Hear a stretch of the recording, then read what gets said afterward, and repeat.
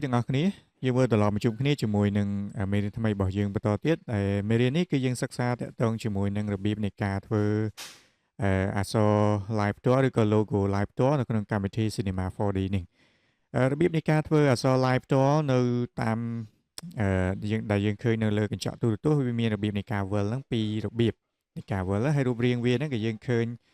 របៀបនៃការដាក់រូបរាងហ្នឹងគឺមាន style ផ្សេងៗគ្នាប៉ុន្តែចំពោះរូបរាងវាមិនពិបាកធ្វើប្រហែលទេ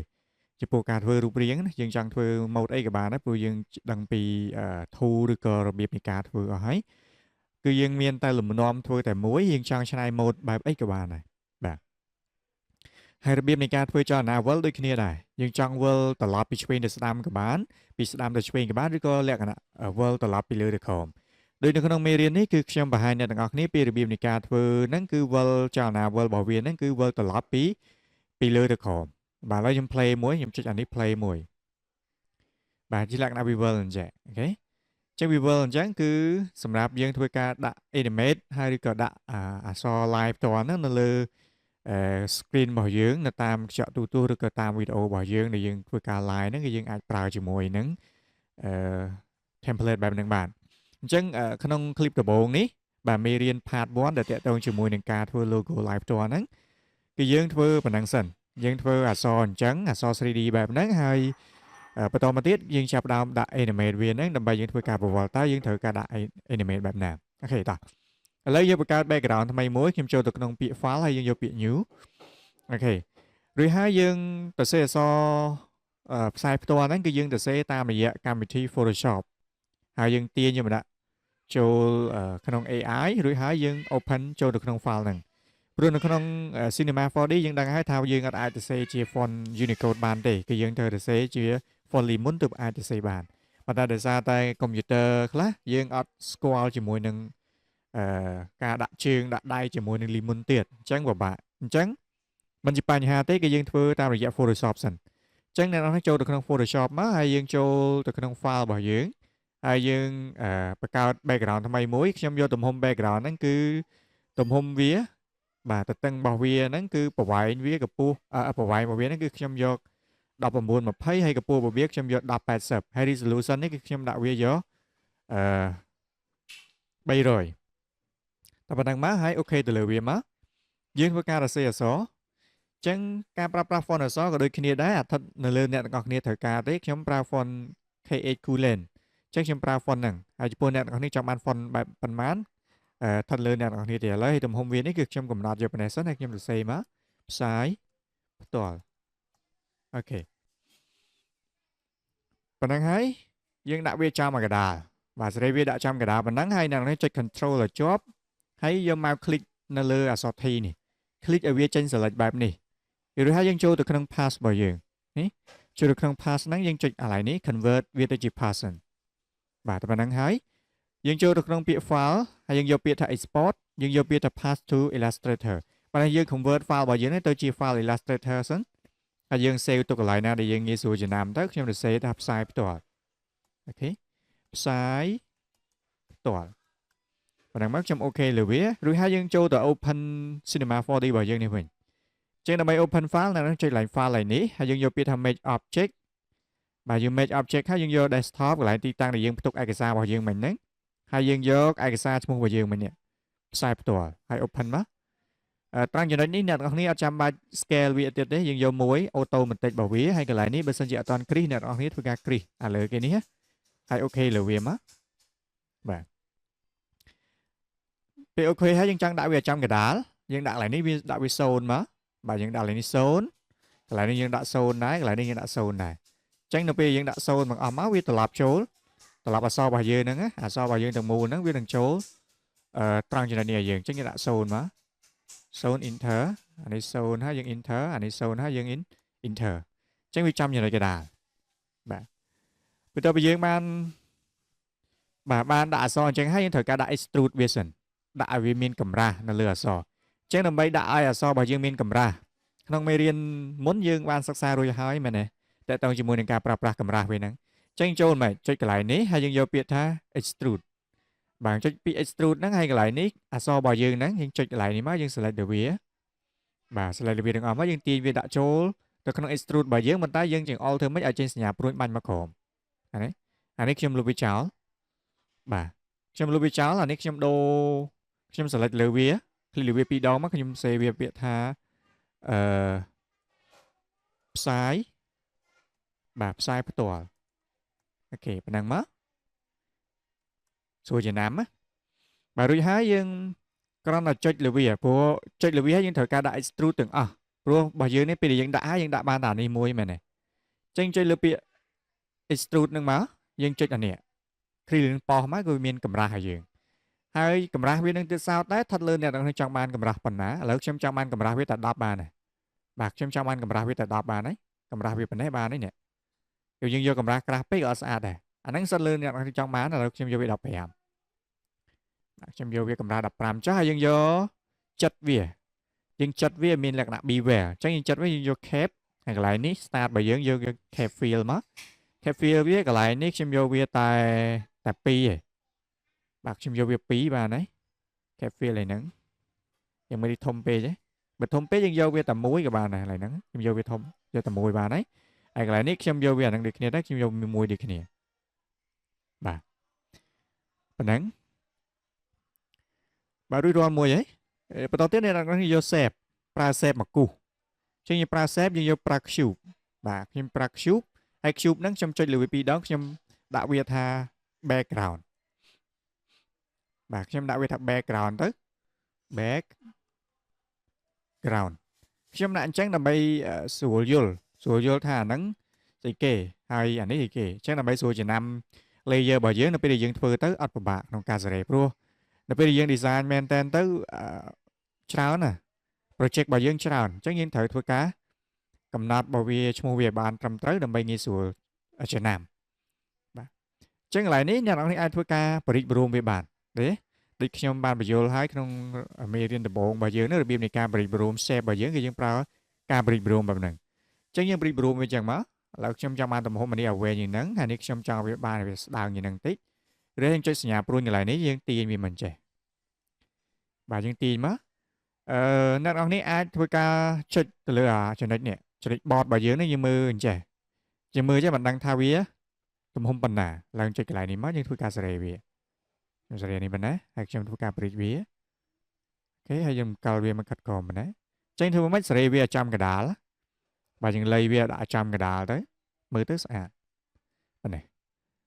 រួចហើយកន្លែងនេះយើងមកមើលកន្លែង right នេះយើងអាចសេរីវាដាក់គៀកមកដាក់គៀកអក្សរធ្វើម៉េចឲ្យវាចូលគ្នាឲ្យស៊ីគ្នាជាមួយនឹងអក្សររបស់យើងនេះណាអូខេ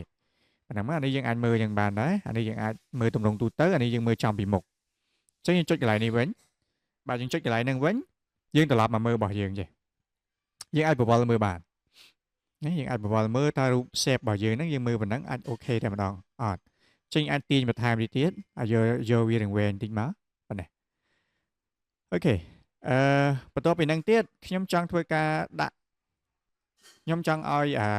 text របស់ខ្ញុំនេះ text សំទោស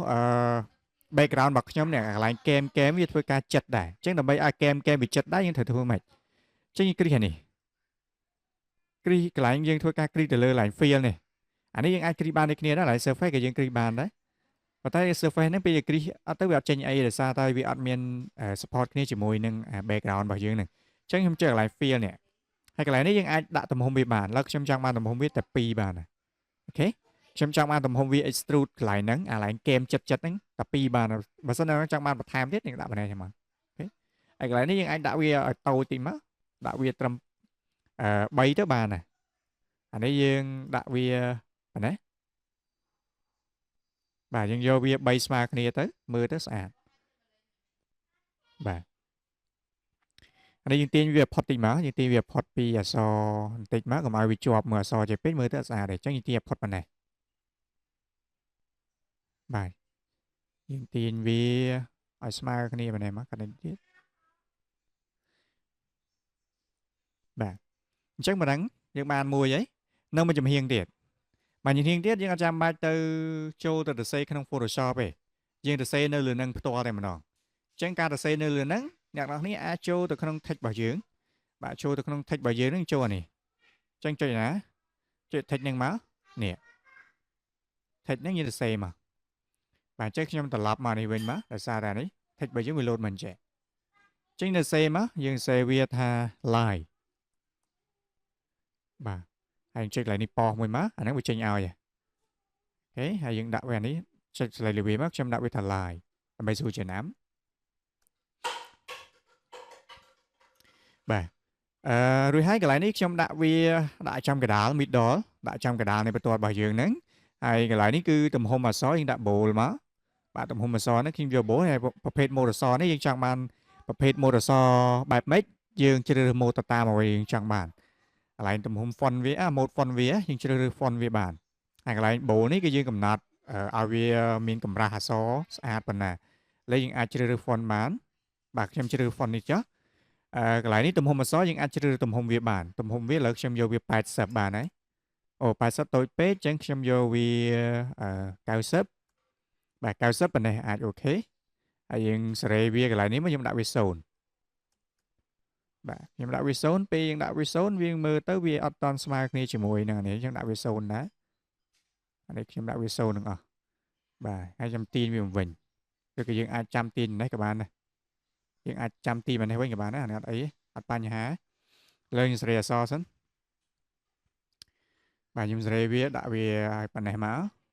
ឲ្យស្មើគ្នាប៉ុណ្ណឹងហើយកម្រិតអក្សរនេះ spacing របស់អក្សរនេះយើងឲ្យវារៀងវែងចេះតិចមកបាទប៉ុណ្ណឹងយើងធ្វើតែប៉ុណ្ណឹងមកហើយធ្វើតែប៉ុណ្ណឹងហើយមិនមែនហើយទាំងអស់ទេបានថាយើងធ្វើប៉ុណ្ណឹងមកទំហំអក្សរម៉ូដហ្នឹងយើងចង់បានគឺប៉ុណ្ណឹងឯងរួចហើយយើង copy អានេះ copy extrude នេះមក copy path ដាក់ចូលជាមួយនេះហើយអត់ចាំបាច់អង្គុយធ្វើ extrude ម្ដងទៀតទេអញ្ចឹងខ្ញុំ copy វាមកខ្ញុំចុច control ឲ្យជាប់ទាញ extrude នឹងមួយមកបាន copy វាបានមួយទៀតរួចហើយខ្ញុំទាញ line របស់ខ្ញុំនេះអក្សរ line របស់ខ្ញុំហ្នឹងយកមកដាក់ចូលទៅក្នុង extrude ដែលខ្ញុំបាន copy ហ្នឹងទាញវាខ្ញុំដាក់ធ្វើម៉េចឲ្យចេញសញ្ញាព្រួញបាញ់មកក្រោមបើចេញសញ្ញាព្រួញបាញ់មកឆ្វេងអញ្ចេះឬក៏បាញ់មកស្ដាំអញ្ចឹងវាអត់ឲ្យទេអញ្ចឹងត្រូវទាញទៅម៉េចឲ្យសញ្ញាព្រួញបាញ់ទៅក្រោមគឺស្មើនឹងយើងបានទាញវាចូលទៅក្នុង extrude នឹងដែរហើយអានេះប្រហែលនេះខ្ញុំ select លើវាទាំងអស់ខ្ញុំធ្វើការលុបវាចោល delete វាចោលឆ្វោកអានេះរួចហើយចាំយើងសេរីវាចាំយើងទាញវាម្នេះចាំយើងទាញវាផុតអញ្ចឹងបាទយើងទាញវាផុតមកយើងសេរីវាមកសេរីវាដាក់ធ្វើម៉េចឲ្យវាស៊ីគ្នាជាមួយនឹងអានេះកុំឲ្យចូលជ្រៅពេកណាបាទហើយយើងសេរីបង្វល់អានេះមកយើងមើលអូខេយើងមើលទៅអាចថាចំកដាលហើយបាទណា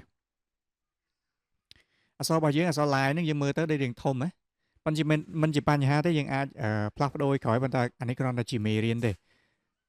បាទប៉ុណ្ណឹងហើយខ្ញុំ select លើវាទាំងអស់ចូលគ្នាខ្ញុំធ្វើការដាក់ group ទៅលើវាអញ្ចឹងដើម្បីដាក់ group ទៅលើវាខ្ញុំ select លើវាទាំងអស់មកស្ដាំយកពាក្យថា project group ឬក៏ group project ស្មើនឹងយើងចុច alt ហើយអក្សរ G យើងចុច alt ហើយអក្សរ G មកយើងដាក់ group លើហ្នឹងហើយឃើញទេ group ហ្នឹងគឺ null ហ្នឹង